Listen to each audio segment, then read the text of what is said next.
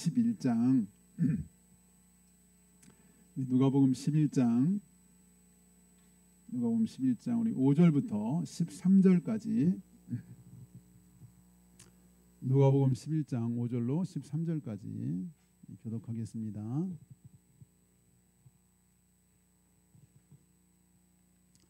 또 이르시되 너희 중에 누가 벗이 있는데 밤중에 그에게 가서 말하기를 벗이여 떡 세 덩이를 내게 구워달라.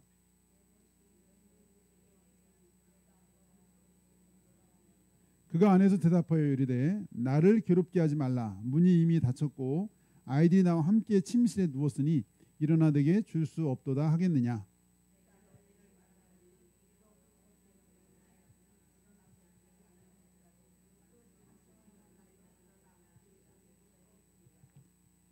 내가 또 너에게 이르노니 구하라 그러면 너에게 주실 것이요 찾으라 그러면 찾아낼 것이요 문을 두드리라 그러면 너에게 열릴 것이니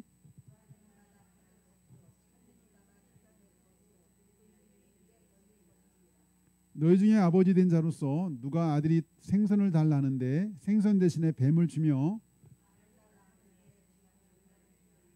다같이 너희가 악할지라도 좋은 것을 자식에게 줄 줄 알거든 하물며 너희 하늘 아버지께서 구하는 자에게 성령을 주시지 않겠느냐 하시니라. 아멘. 네, 오늘은 벗이기 때문이 아니라 그 간청함 때문에 벗이기 때문이 아니라 그 간청함 때문에 이런 제목으로 함께 은혜를 나누겠습니다.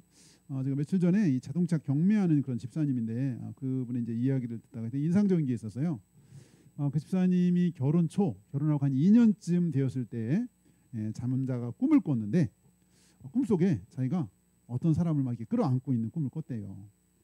근데 이 어떤 사람이 끌어안는 꿈을 꿨는데 그 끌어안은 그 사람이 그때 이제 신혼 한 2년 차 때였는데 아내였을까요? 다른 사람이었을까요? 다른 사람이니까 이건 얘기하겠죠. 전혀 모르는 생판 모르는 여인을 자기가 막 끌어안고 있었나 봐요. 근데 물론 오래 끌어안고 있었던 건 아닌데 잠시인데 이렇게 막 뽀뽀를 하려고 하는 순간에 꿈에서 깼는데 꿈에서조차 다른 여인을 안고 있었다는 게 죄책감이 들더래요. 근데 어쨌든 빨리 깼는데 그때 새벽 2시였어요. 새벽 2시. 혹시 보통 생각하면은 왜 그때 꿈 깼지? 좀 더 있어야 되는데 이렇게 생각할 수도 있을지 모르겠지만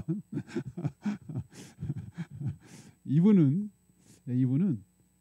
바로 일어나서 방에서 거실로 나가 새벽 2시더래. 그래가지고 바로 무릎 꿇고 하나님 앞에 기도를 했어요. 예수님, 비록 꿈에서이지만 음란한 행동을 했습니다. 저희 죄를 용서해 주세요. 근데 저희 죄를 용서해 주세요가 딱 끝나는데 갑자기 소리가 들리는 거예요. 와장창창창 소리가 난 거예요. 깜짝 놀랐죠. 알고 가보니까 화장실에 수건 걸어놓는 조그만 그 있잖아요. 장이 있잖아요. 조그만 장. 얘가 떨어진 거예요. 근데 그 집의 화장실의 구조는 창문이 없어요. 환풍구 밖에 조그만 거밖에 없어요. 그러니까 외부의 어떤 힘으로 보기는 이거는 보기에 너무 의아한 거죠. 순간에 야 이거 하나님이 하신 일이 아닌가. 소름이 쫙 끼치면서 자기가 저의 죄를 용서해 주세요가 끝나게 하면 이렇게 와장창 떨어진 거예요. 딱 그 타이밍. 그러니까 이거는 이제 본인 생각할 때, 야 이건 진짜 하나님이 하신 것 같다. 자기가 딱 회개기도하는 순간에, 이 장이 떨어진 거. 그러니까 그 생각하니까 갑자기 막 심장이 막 쪼그라들면서, 자기가 다시 한번 기도를 하겠대. 다시 한번. 기도하면서, 야 제가 이제 하나님 뼛속같이 거룩한 삶을 살려고 하는구나. 다시 한번 무릎 꿇고, 주님. 저희 생각까지도 거룩해지기를 원하신 걸 믿습니다. 제가 앞으로 두렵고 떨리는 마음으로 정결하고 거룩하게 살겠습니다. 새벽 2시에 정신이 번쩍 나가지고 그렇게 기도를 했다고 그런 간증을 하는 거 들으면서 야 저런 꿈 꿔가지고 이렇게 회개기도한 거 잘 못 들어봤는데 하겠죠 다 하겠죠. 저도 꿈이 이상한 꿈이 회개기도 했어요. 얼마 전에 꿈에 이상한 꿈을 꿔가지고 비슷한 꿈을 꾼 것 같은데 그래 더 인상적이었죠. 근데 신혼초인데 신혼초 딱 2년쯤 됐을 때 예? 그런 일이 있어가지고 꿈에 뭐 별꿈 다 꾸잖아요. 사실은 응? 꿈 그냥 무시하고 지나갈 수도 있는데 꿈에서조차 자기가 그런 거에 대해서 하나님 앞에 회개 기도를 했다. 응? 뭐 그냥 이거 가벼운 얘기 같지만 하나님과의 관계를 소중하게 생각하지 않는다면 굳이 할 필요 없는 응? 다시 말해서 하나님 관계를 정말 소중하게 생각했기 때문에 그분이 하는 말이 그 집사님 하는 말이 그런 얘기예요. 자기가 그동안 늘 해맑게 하나님과 교제해 왔는데 내가 조그만 죄라도 있어서 내가 해맑은 마음으로 하나님을 뵙지 못할 것 같은 두려움 응? 그런 마음 때문에 자기가 회개하게 됐노라고. 응? 이렇듯 기도는 우리가 하나님의 자녀로 사는데 절대 없어서는 안 될 선택이 아니고 뭐다? 필수다. 필수. 기도는 우리가 하나님의 자녀로 살고 하나님과 깊은 관계로 살아가는 데 있어서 없어서는 안 될, 안 해서는 안 될 필수다. 필수. 기도가 우리의 필요한 걸 물론 하나님께 요구하는 것도 있겠지만 사실 더 근본적인 것은 하나님과의 관계죠. 하나님과의 관계.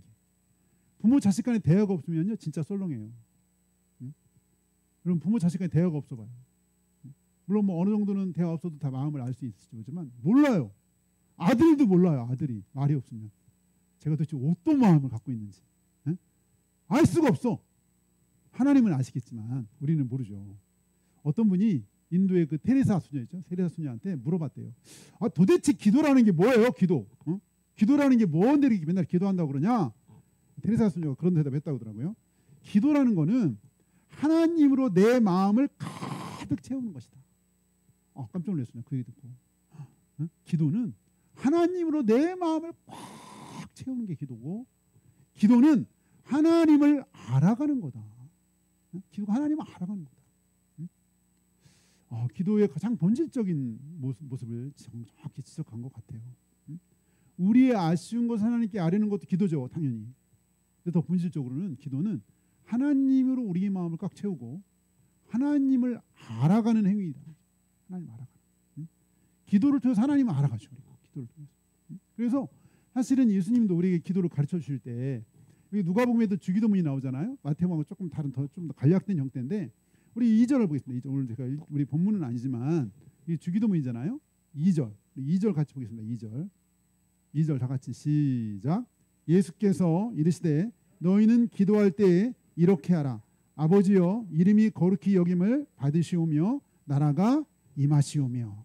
주님 우리가 기도할 때 우리의 필요를 구하기 전에 먼저 하나님의 영광을 구하라는 하나님. 하나님의 영광이 되기를 원합니다. 내가 하나님의 영광이 되기를 원하고 하나님의 이름이 거룩히 여김을 받으시고 하나님의 나라. 하나님의 나라는 하나님이 다스리는 나라인데요. 하나님의 나라가 이루어지고 임하여지고 뭐 나를 통해서 나로부터 해가지고 하나님 나라가 임해가지고 하나님의 뜻이 여기는 안 나왔지만 하나님의 뜻이 이루어지기를 원합니다. 하나님을 먼저 기도라는 게 먼저 하나님의 이름을 생각하고 하나님의 영광을 생각하고 하나님의 뜻을 생각하고 하나님의 나라가 이루어지기를 바라도록 기도하라는 거예요. 다시 말해 하나님으로 채워지도록 우리 주님이 우리에게 기도를 가르쳐 줄 때 사실은 여기 2절에 너희는 기도할 때 이렇게 하라. 그다음에 첫 번째 나온 게 뭐죠? 그 다음에 첫 번째로 하나님 우리에게 예수님이 알려준 게 뭐죠? 아버지요. 우리는 지금 너무 익숙해서 이거 잘 못 느끼지만 사실 이 당시 예수님이 제자들한테 야, 너 하늘에 계신 그 하나님을 아버지요라고 이렇게 가르친 거는 파격적인 거죠. 파격적인. 왜? 구약의 하나님은 크고 두려운 하나님, 심판하신 하나님, 높은 보좌에 계신 하나님. 이런 이미지잖아요. 구약을 읽어보면. 근데 그 하나님이 우리 아버지라는 거예요. 아버지요. 응? 아버지요 이름이 이렇게 처음 예수님이 딱 가르칠 때 아버지요. 이 아버지라는 단어, 이 아버지라고 할 때 우리가 느끼는 자녀들을 보호해 주시고 필요한 것을 공급해 주시는 아버지. 응? 그러니까 그 아버지를 부르라는 거예요. 아버지요. 아버지 이름이 거룩히 여기는 그 아버지라고 하는 이 단 하나만으로도 많은 의미가 포함된 거죠. 나를 사랑하신 하나님이 돌봐주실 것에 대한 확신. 그리고 아버지라는 그 말에는 사랑이 가득한 하나님께서 반드시 응답하실 것이라는 확신. 이 아버지라고 부르는 이 단어 하나만 해도 이런 말이 들어가 있죠. 응? 아버지. 그 속에는 나를 사랑하셔서 나를 돌봐주실 것에 대한 확신, 나를 정말 보호해주시고 내 이 그뿐만 아니라 기도에 응답하실 거라는 확신. 아버지라고 할 때 우리가 느끼는 그런 그 아버지의 이미지와 아버지, 이렇게 주님이 제자들한테 기도를 가르치면서 제일 먼저 아버지요, 마태복음 하늘에 계신 우리 아버지요, 또는 아버지요, 이렇게 기도라고 했는데, 어쨌든 우리가 이 기도라는 것은 하나님으로 채우는 행위다. 또 하나님을 알아가는 거다. 평생 우리가 하나님을 알아가게 되는데 기도를 통해서 하나님을 알아가게 되죠. 네. 그러고 난 다음에 주님이 우리에게 오늘 여기 이제 또 이어서 가르쳐준 내용이죠. 이 주님 가르쳐준 기도와 이어서 계속해서 주님 가르쳐준 내용이 5절인데 우리 5절 봅니다. 5절 다 같이 시작. 또 이르시되 너희 중에 누가 벗이 있는데 밤중에 그에게 가서 말하기를 벗이여 떡 3덩이를 내게 구워달라. 어떤 친구가 있는데 밤에 찾아온 거예요. 어떤 친구가 밤에 찾아왔어요. 물론 이제 팔레스틴은 낮에 더우니까 밤에 이렇게 이런 경우가 있다 그러죠. 근데 마침 그 집에 찾아갔는데 그 집에 먹을 게 없는 거예요. 아마 이 친구가 저녁을 안 먹고 왔나 뭐 그랬나 보죠. 이 친구가 너무너무 시장한데 마침 이 집에 친구가 놀러 왔는데 먹을 게 없는 거죠. 그래서 할 수 없이 이 친구는 이 시장한 친구를 해서 또 다른 친구한테 식량을 구하러 갔다는 얘기죠. 또 다른 친구한테. 근데 그 시간이 굉장히 늦은 시간이어서 잠자리에 들 만한 그런 시간일 정도 늦은 시간이죠. 그래가지고 그 친구가 갔더니 너무 늦은 거예요. 너무 늦은 시간. 우리 7절입니다. 7절. 같이 7절 시작. 그가 안에서 대답하여 이르기를 나를 괴롭게 하지 말라. 문이 이미 닫혔고 아이들이 나와 함께 침실에 누웠으니 일어나 내게 줄 수 없노라 하겠느냐. 나를 괴롭게 하지 마라. 사실은 이제 이런 시간인 거죠. 문이 걸어 잠궈. 문을 걸어 잠궜는데 밤중에 막 다 이렇게 자는 누가 와서 막 문 두드리면 굉장히 귀찮죠. 일어나다 나가 줘야 되고. 벌써 이미 잠자리에 들었기 때문에 여기 또 한 방에서 자고 있었는데 식구들이 또 때문에 다 식구들이 깰 수 있는 상황이고. 그러니까 아주 이게 좀 괴로울 만한 상황인데 상황이지만 여기 이 상황에서는 여기 8절 봅니다. 8절 시작. 내가 너에게 말하노니 비록 벗됨으로 인하여서는 일어나서 주지 아니할지라도 그 간청함을 인하여 일어나 그 요구대로 주리라. 물론 이 친구니까 친구라는 건 관계 때문에 구하러 왔어요. 근데 사실은 이 시간에 너무 귀찮아서 친구 때문이라는 이유만으로 내가 그에게 굳이 이렇게 빌리러 떡을 안 줄 수 있어.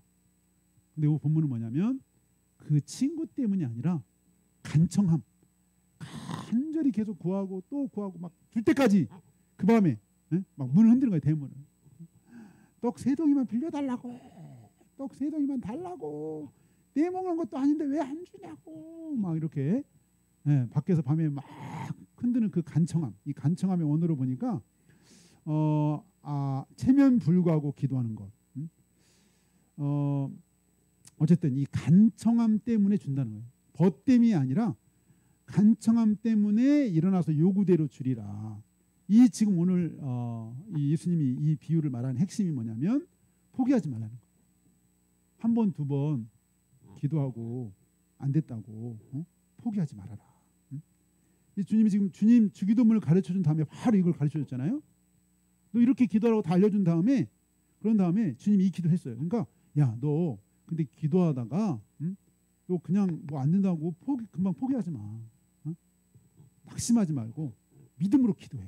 예를 들면 한 여인이 있었잖아요. 근데 그 여인에게 딸이 있었죠. 딸. 근데 그 딸이 귀신 들려가지고 흉악한 귀신 들려서 너무너무 괴로움 당하는 거예요. 그래서 예수님 이제 왔죠. 예수님이 지나간다는 얘기 듣고 왔어요. 예수님한테 막 간절히 부르짖었더니 예수님이 무엇 때문에 그렇게 안타깝게 외치냐고 그렇게 했나요? 예수님이 들떠보지도 않았잖아요. 거들떠보지도 않았어요.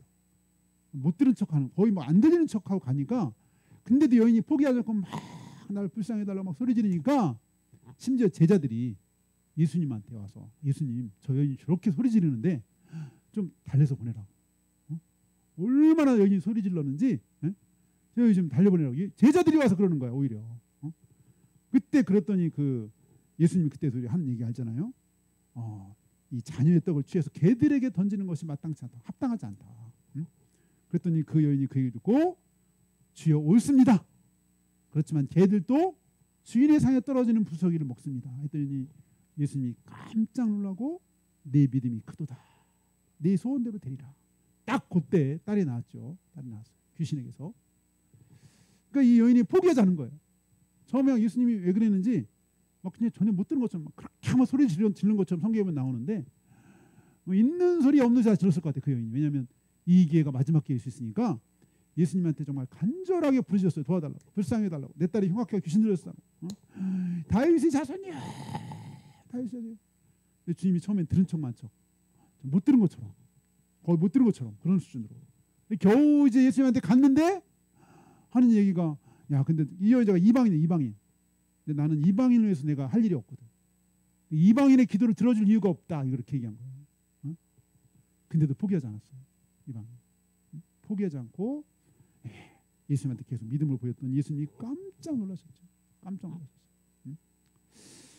사실 우리가 특별히 꼭 정말 응답받아야 될 기도인데 우리가 낙심하는 경우들이 많이 있죠. 왜냐하면 금방 안 되니까. 금방 안 되니까. 근데 주님은 여기서 오늘 이 비유를 통해서 벗 때문이 아니라 간청함 때문에 일어나 준다 그랬어요. 사도 바울도요. 육체에 가시가 있었어. 하나님 기도해서 하나님 이렇게 오직 복음에서 그냥 온 몸을 던져서 충성하는데 아니 하나님 육체 가시 좀 제거해 주세요. 근데 한 번 기도했는데 응답이 없어요. 또 기도하죠. 하나님 저 육체 가시 좀 제거해 주세요. 응답이 없어요. 또 기도하죠. 또 기도했죠. 사도 바울이 3번을 기도했더니 하나님 말씀하셨죠. 그때서요. 예수님 십자가 겟세마네 십자가를 앞두고 겟세마네 기도하는데 이 잔을 좀 할 수 지나가게 해달라. 똑같은 기도를 3번을 반복해요. 한 번 하고 오니까 쟤들 또 자고 또 똑같은 기도를 하나님 이 잔을 지나가게 해주세요.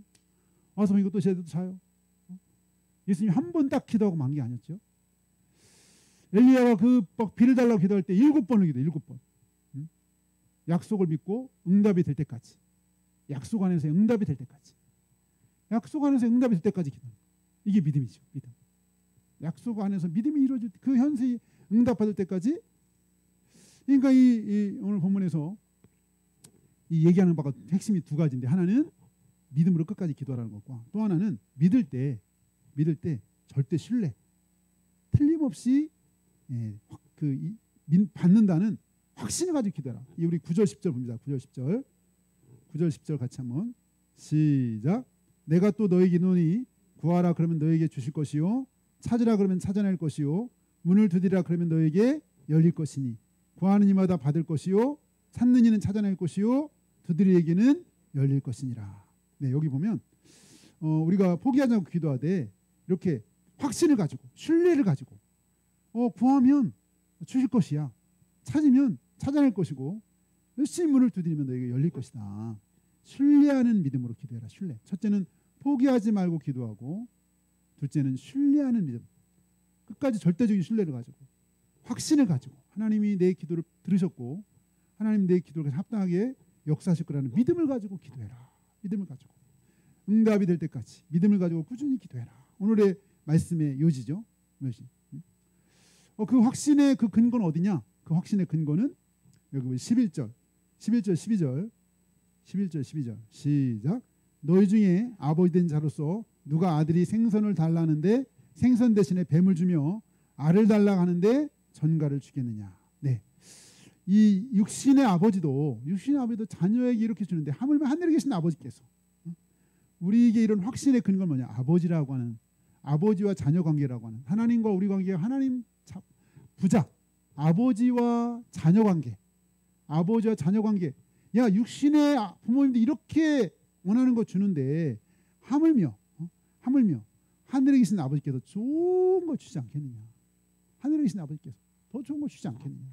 이런 그 관계가 근거가 됐기 때문에 확신을 가지고 기도해라. 확신을 가지고 믿음으로 기도해라.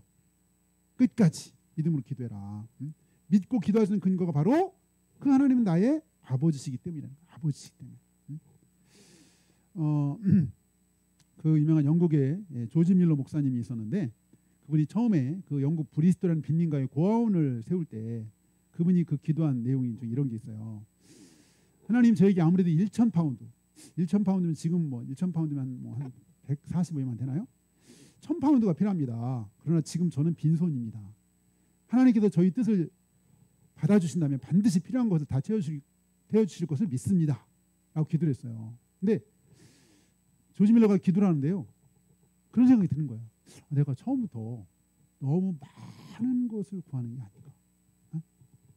심지어는 막 두렵고 떨리는 부끄러운 생각도 들더래요.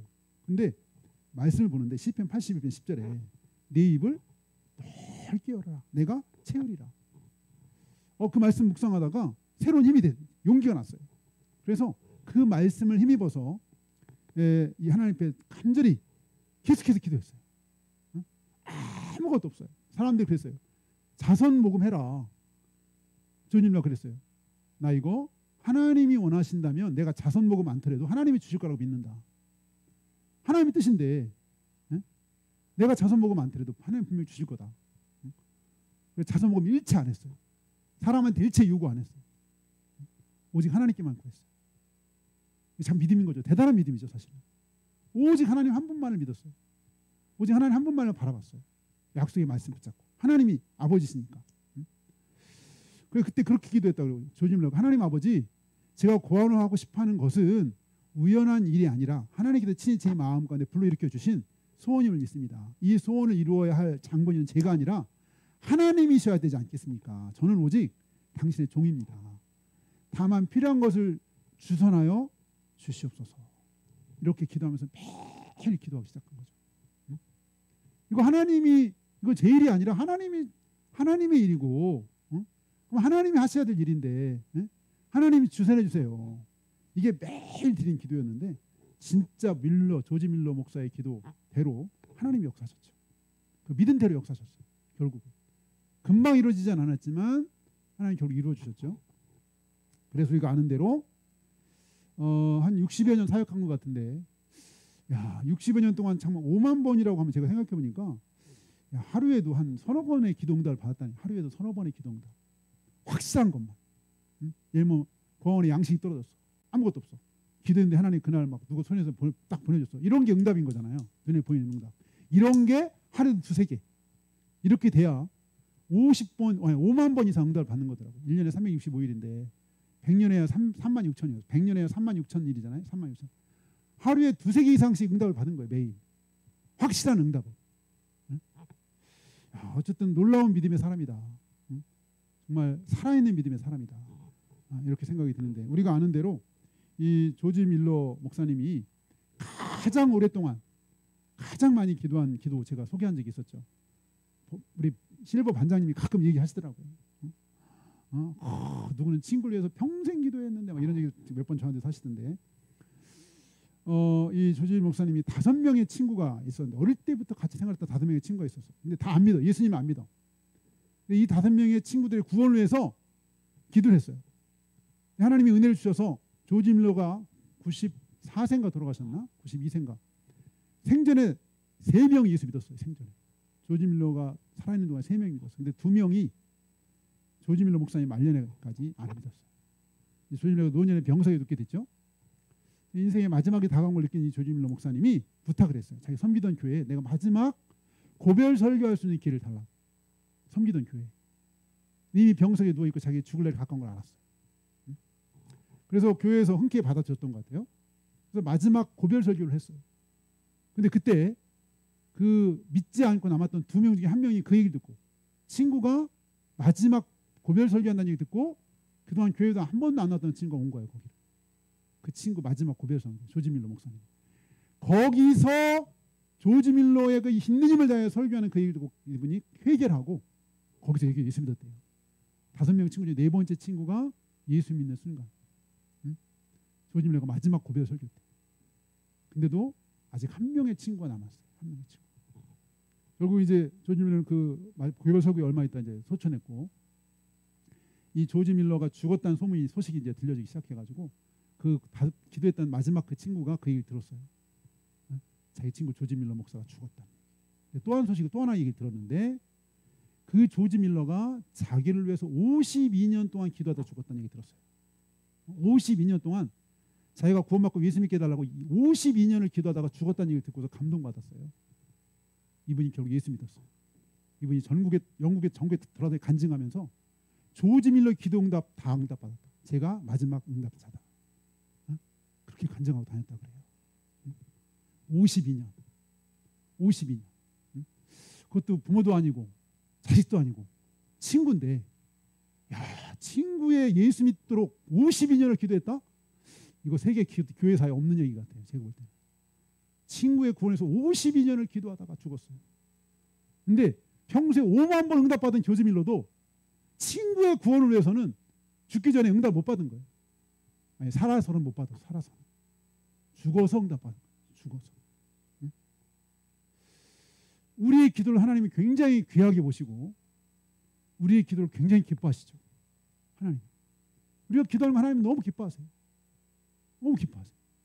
응? 기도는 우리의 요구도 있지만 아까 했잖아요. 하나님과 교제하는 거. 하나님 자녀들과 교제하는 걸 너무 좋아하세요. 기뻐하세요. 응? 그러니까 우리가 하나님을 사랑하고 하나님 안다면 우리도 하나님과 교제하는 게 기쁨이죠. 하나님과 교제하고 기도하는 게 기쁨이에요. 막 괴로움이나 막 이게 막 못할 걸 해야 되는, 막 억지로 해야 되는 뭐 이런 것도 아니고 축복이죠, 축복. 하나님과 기도하고 교제하는 것은 최고의 축복 중에 하나죠. 응? 더군다나 그 하나님이 나의 기도를 드신다는 거. 이 모든 삼라만상을 주관하는 그 엄청난 하나님이 참으로 부족하고 연약한 나의 입술의 기도를 들으신다? 이건 엄청난 일이죠. 놀라운 일이고. 응? 제가 지난 한 달 정도에 태풍 흰남노 때 지하 주차장에서 23시간 만에 구조된 집사님 얘기를 제가 그때 해드렸었는데 궁금했어요. 사실은 제가 집사님의 얘기를 듣고 싶었거든요. 근데 마침 그 집사님이 지난 주일날 자기가 섬기는 포항의 오천제일교회에서 간증을 하셨어요. 그때 어떻게 자기가 버텼는지에 대한 간증을 들었는데 너무 큰 정말 감동이 됐어요. 눈물을 흘리면서 제가 막 들었는데 기회에 한번 들어보면 좋겠고요. 짧게 좀 들어보고 싶은데 보니까 이분이 기도의 사람이에요. 기도의 사람. 응? 이 일이 있기 전에 2년 전에 남편이 간경화 말기예요. 이 일이 있기 전 2년 전 간경화 말기. 아마 이 집사님 50대 같은데 남편도 50대 정도 되겠죠? 50대. 간경화 말기여서 심각한 상황이었던 것 같아요. 이 집사님이 50일 작정기도. 50일은 한 달, 2달 다 되잖아요. 남편을 살려달라고 50일 동안 작정기도 했어요. 그래서 응답이 안 됐어요. 다시 40일 작정기도. 한 달 열흘. 그리고 다시 일주일을 온전한 금식. 밥 한 끼, 밥 한 토를 안 먹는 온전한 금식을 7일 동안 했어요. 남편 살려달라고. 하나님이 그 기도를 들으셨는지 지금까지 아직 버티고 살아계시고 이번 일을 겪으면서 남편이 변화가 있었어요. 놀라운 변화가 있었고 하나님이 그 남편 일이 있기 전에 굉장히 안 좋은 꿈을 꾸게 했어요. 집사님한테.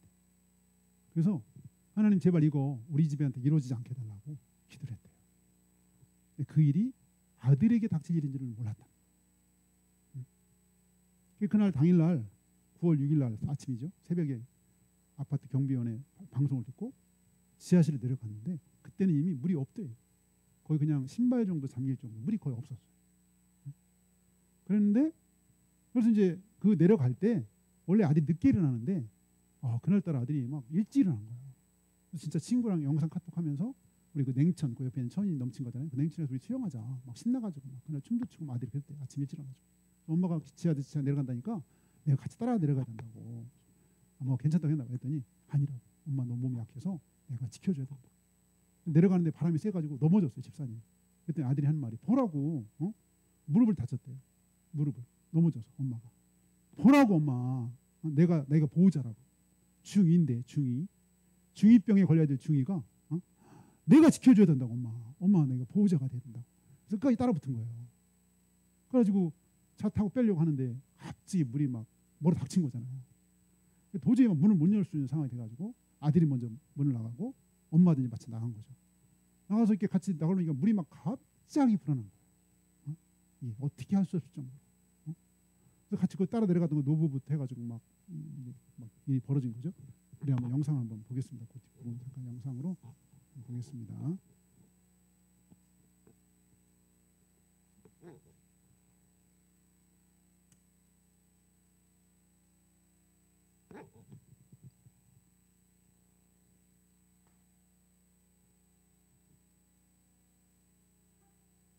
비상구 불도 들어오지 않았어요. 그래도 늘 지하 상황을 제가 알기에 문까지 열고자 했지만 밖에서 여는 문이라 이미 물의 압력 때문에 도저히 열 수가 없었습니다. 그래서 다시 입구 쪽으로 방향을 들어가는데 이미 천장 전선까지 갑자기 물이 찼습니다. 그때 차 한 대가 떠내려와서 그 위에 올라가 전선을 잡고 이동하는데 저는 도저히 물속에 들어가 숨을 쉴 수가 없어서 결국 포기했습니다.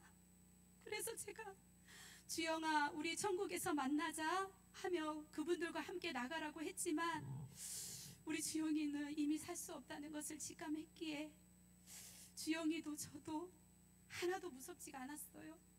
담담했고 하나님 품에 이렇게 가는구나, 이렇게 죽는구나, 저와 주영이는 정말 기쁘게 받아들였습니다.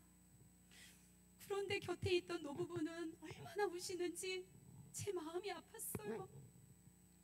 그런데 주영이가 큰 소리로 엄마 미안해, 엄마 키워줘서 고마워, 엄마 사랑해, 엄마 사랑해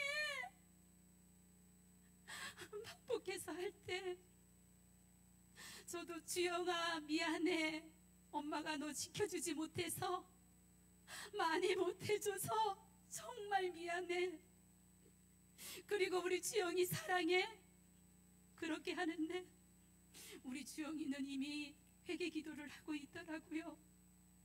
저도 그 소리를 듣고 회개 기도를 하며 같이 있는 저들도 죄를 용서해 주시고 주님께서 저들을 구원해 주세요, 함께 천국 가게 해주세요, 저들의 마음에 평안한 마음을 주세요 라고 기도를 했고, 기도를 마칠 때 이미 천장까지 물이 차버렸습니다. 그런데도 주영이가 마지막으로 저에게 엄마 사랑해 큰 소리로 말하고 저도 물속에 빠지고 모두가 물속에 빠져버렸습니다.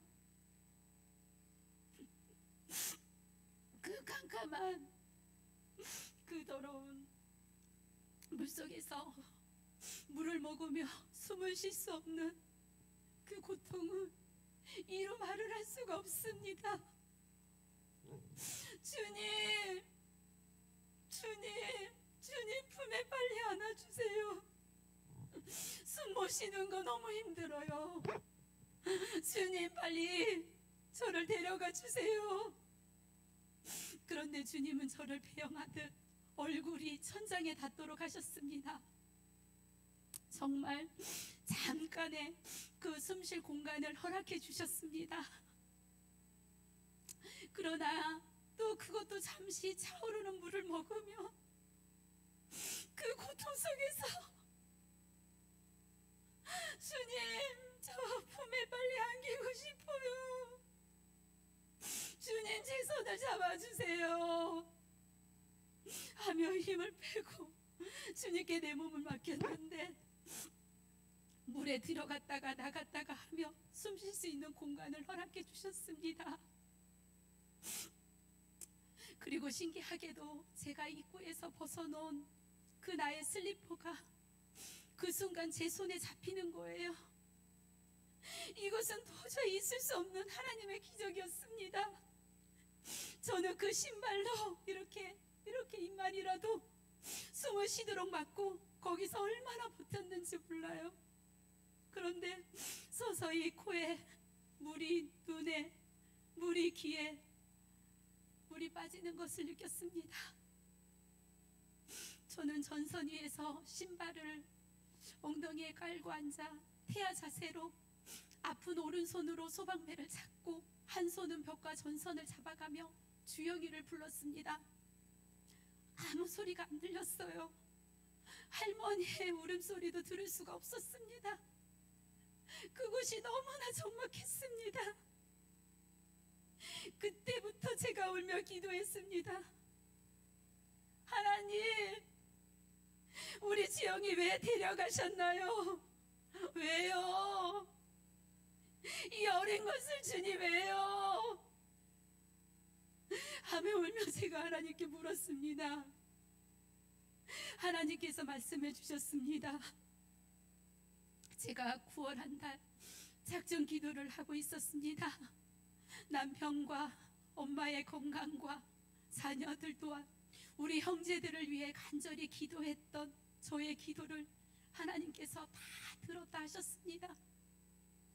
정말 그리고 우리 주영이가 어린 나이에 열방의 영혼들에게 4번이나 가서 복음을 전한 것을 기쁘게 받으셨다고 말씀해 주셨습니다.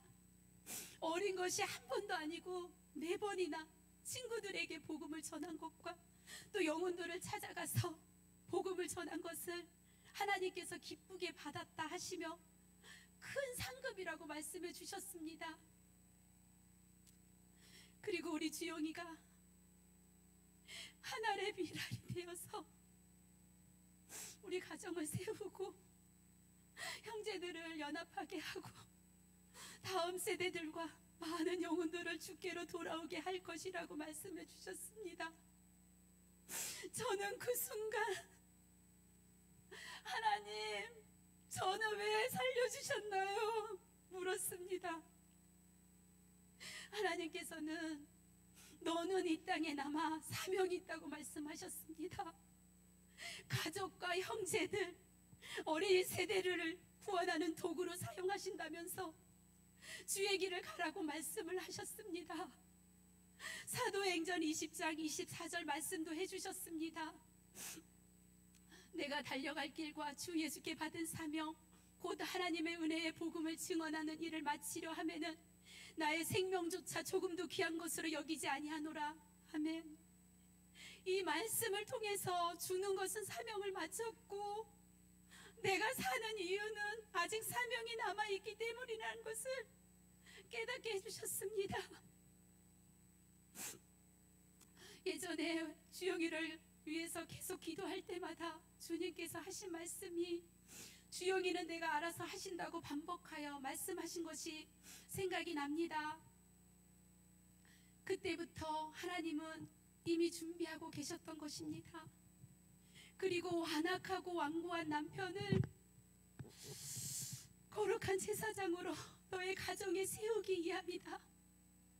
또한 너희 형제들의 싸움과 골이 깊어진 그 마음의 상처와 이기심과 하나님과 멀어져가는 너의 형제들을 너를 통해 화평케 하는 자로 사용하기 위함이다. 그렇게